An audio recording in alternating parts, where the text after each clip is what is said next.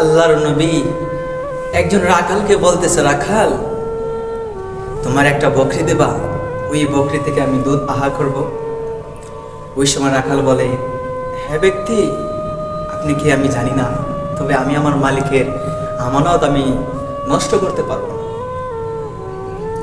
আল্লাহর নবী বলেন, রাখাল ঠিক আছে, তাহলে তোমার এমন একটা বকরির ছানা আমাকে দেও, যেই ছানা থেকে দুধ আসার সম্ভাবনা এখনো হয় নাই, অনেক দেরিতে হবে, এরকম একটা বকরি দাও। ওই সময় রাখাল একটা ছানা দিল, বকরির ছানা দিয়ে দিল। ওই সময় আল্লাহর নবী আল্লাহকে বলেন, আল্লাহ আমার দুধের ব্যবস্থা করে দেন। সুবহানাল্লাহ। আল্লাহ তাআলা কি করলেন, ওই বকরির মাঝে দুধের ব্যবস্থা করে দিলেন। সুবহানাল্লাহ।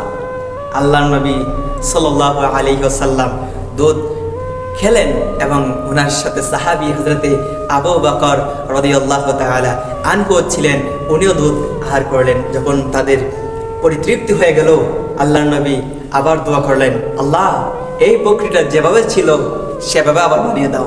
সুবহানাল্লাহ। ওই সময় ওই ব্যক্তিটা, যে রাখালটা, এই দৃশ্যটা দেখে নবী সাল্লাল্লাহু আলাইহি ওয়াসাল্লামের কাছে বায়াত গ্রহণ করে নিলেন, ইসলাম গ্রহণ করে নিলেন। এই হচ্ছে নবীজির আদর্শ, নবীজির মুজিজা।